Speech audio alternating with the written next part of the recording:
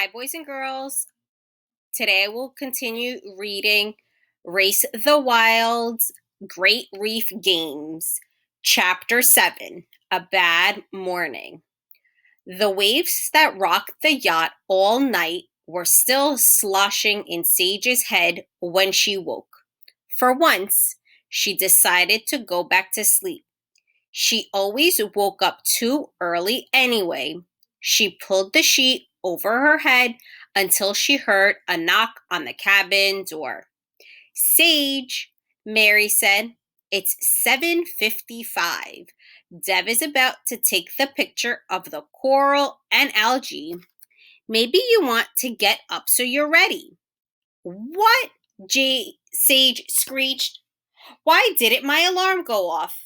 She was out of bed, pulling on her swimsuit, latching her watch, and tying back her hair in a smooth sequence of moves choreographed for efficiency. "I thought you might need the sleep," Mary explained. "That's not for you to decide," Sage said.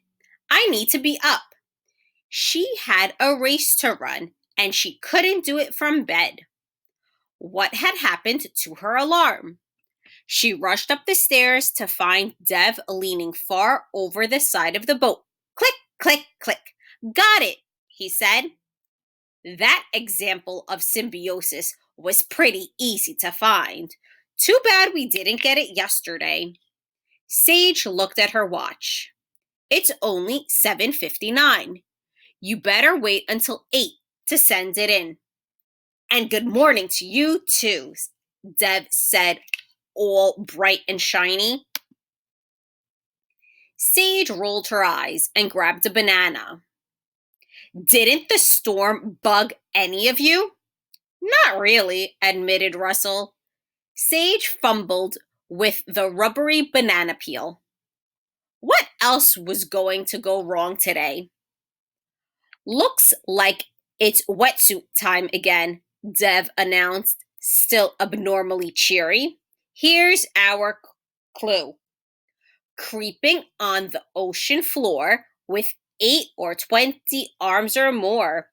It's an unexpected thorny beast that gobbles coral for a feast." "Thorny? Lots of arms? Gobbles coral?"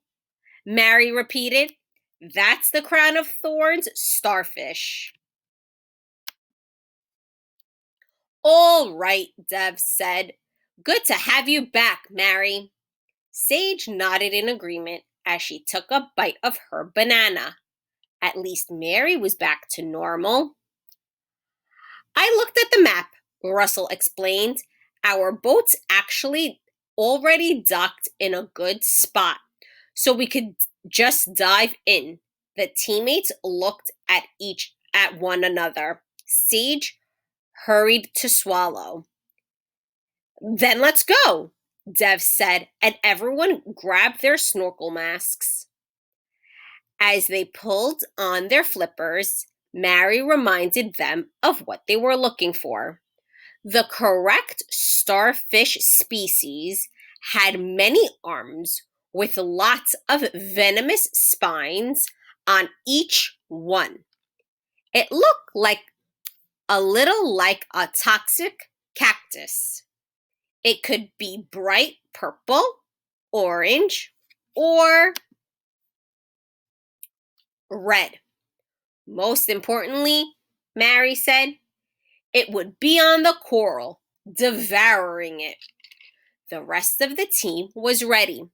"Hurry up, Sage," Dev said. "Why are we always waiting on you?" "What?" Sage scowled, tucking on her flippers. "It was just a joke, because usually you're always ready before us, urging us on," Dev said, and then jumped into the water. Sage sighed. It really was not her morning. At last, she was in the water and on the move. Life burst from every nook and cranny of the reef, a bouquet of color. The sea wasn't too deep here. The plants, including the algae in the coral, needed the sun. There was so much to see. Sage had to remind herself that they were searching for one thing: the crown of thorns starfish. They had to find it soon if they were going to win. The four teammates stayed close, and Sage willingly took the lead. Her eyes were bombarded with color: electric bluefish, lime green seagrass, orange bursts of coral. Sage was so at home in the water, it took her a few months to realize she had gone ahead on her own. A few moments to realize that she had gone ahead on her own. When she looked around, Dev, Mary, and Russell were all crowded together, looking at something. As soon as she swam back to join them, Sage saw what they were staring at: the blinding whiteness of an entire island of reef, robbed of its color. Then she saw the crown of thorns. It was larger than any starfish she had ever seen, with more arms radiating from its center, each one covered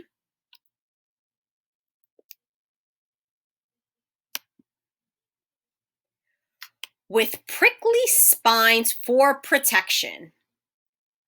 But it was the coral that needed protecting. Sage knew that the starfish's mouth was on its underside. Right now, that mouth was eating the polyps right off their white limestone skeleton. Only a few branches of staghorn coral remained the original bright apple green. When Sage moved to look away, she realized that there was another, no, two, no, three crowns of thorn starfish on coral nearby. Dev zoomed in on the starfish and snapped the shot. Then they all kicked to the surface. "You sent it in?" Sage confirmed. Dev nodded, and they waited, treading water. Sage turned to Mary. "You okay?" she asked. Mary gave a small smile. "This starfish is actually pretty cool," she said between raspy breaths.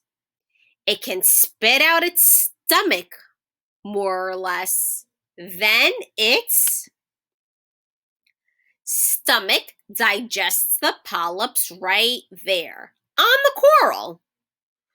When it's broken them all down, the starfish pulls its stomach back inside and moves on." "Mary, your idea of cool is kind of bizarre," Russell said. His nose and upper lip were all crinkled up. Sage agreed. It sounded disgusting. In her opinion, the crown of thorns starfish was more vicious predator than any shark. "That was quick," Dev announced, focusing on the ANCAM screen. "We have our next clue." Sage hoped that whatever it was, they could solve it quickly and get to the finish line in the first place. Outbreak. In a healthy ecosystem, predators like the crown of thorns starfish play an important role. These starfish help keep balance in the reef. They do this by adding the fastest growing corals like the staghorn. But when the number of crown of thorns starfish skyrockets, they eat too much coral and jeopardize the health of the reef. The life cycle of the crown of thorns starfish may help explain how an outbreak happens. Only adult crown of thorns starfish feed on coral. The larvae, a very early form, eat plankton. Young starfish eat algae, a plant. When there is more food for the starfish at these younger stages, there will eventually be more adult starfish eating the coral. And since adult crown of thorns starfish are venomous, they have few natural predators. Recently, warm ocean water, and other conditions have allowed more young starfish to thrive. There are now so many adults that they are destroying large parts of the reef, and the coral can't grow fast enough.